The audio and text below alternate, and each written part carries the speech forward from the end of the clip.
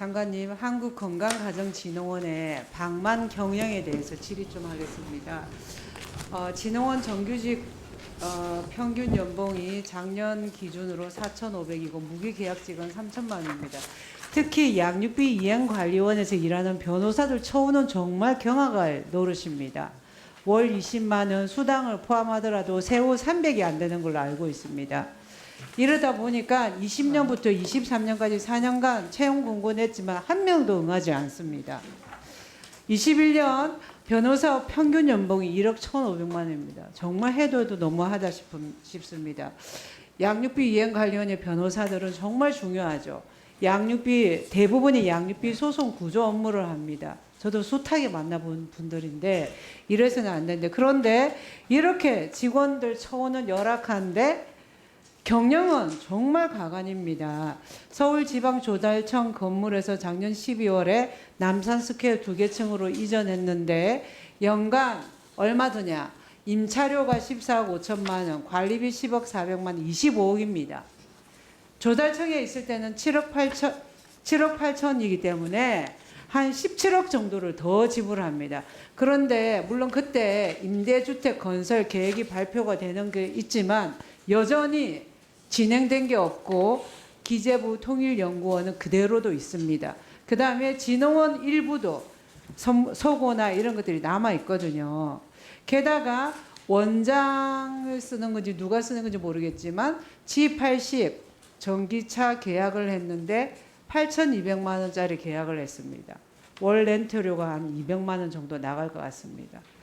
저는 과연 이게 옳은지에 대해서 한번 돌아봐야 됩니다. 직원들 처우는 이렇게 열악하고 정말 중요한 업무를 하는 변호사 처우는 최악인데 이런 경영을 하는 게 옳은지, 조금 더 신중했어야 되지 않는지, 이런 돈 좀 아껴서 처우 개선에 쓰는 게 더 우선적인 게 아닌지, 장관님 이 부분에 대해서 철저히 점검이 필요한 것 같습니다. 의견 말씀해 주십시오. 예, 그러니까 전체적으로 제가 건강가정진흥원 작년에 업무 보고를 받았는데요. 그 양육비행관리원이랑 같이 있어서 그 인원, 경영과 관련된 인원에서 문제가 있어서 그 부분에 대해서는 사실 구조조정을 좀 했습니다. 우리 가족국장과 함께 노력을 해서 양육비행관리원 쪽으로 조금 더 많은 분들이 가실 수 있게 좀 구조조정을 했고, 근본적으로 양육비행관리원의 독립이 저는 좀 필요하다 이렇게 생각을 하고 있습니다.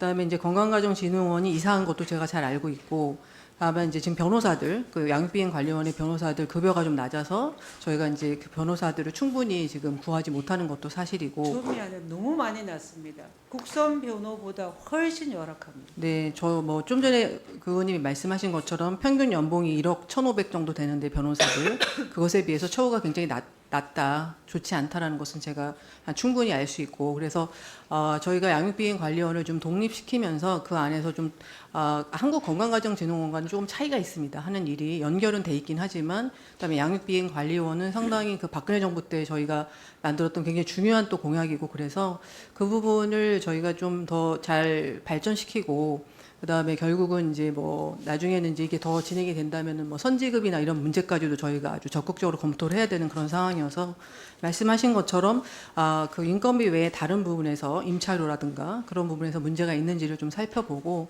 한국건강가정진흥원의 전체적인 경영이 작년에 제가 한번 저희가 다 스크리닝을 한 이후에 더 이사한 다음에 더 문제가 있는지 없는지 그런 부분을 잘 살펴서 좀 만약에 인건비가 아닌 다른 운영비 관련된 경비 같은 부분이 의원님이 말씀하신 것처럼 지나치다면 그 부분을 좀 조정할 수 있도록 신경을 쓰도록 하겠습니다. 네, 다음은 신현영 의원님 질의해 주십시오.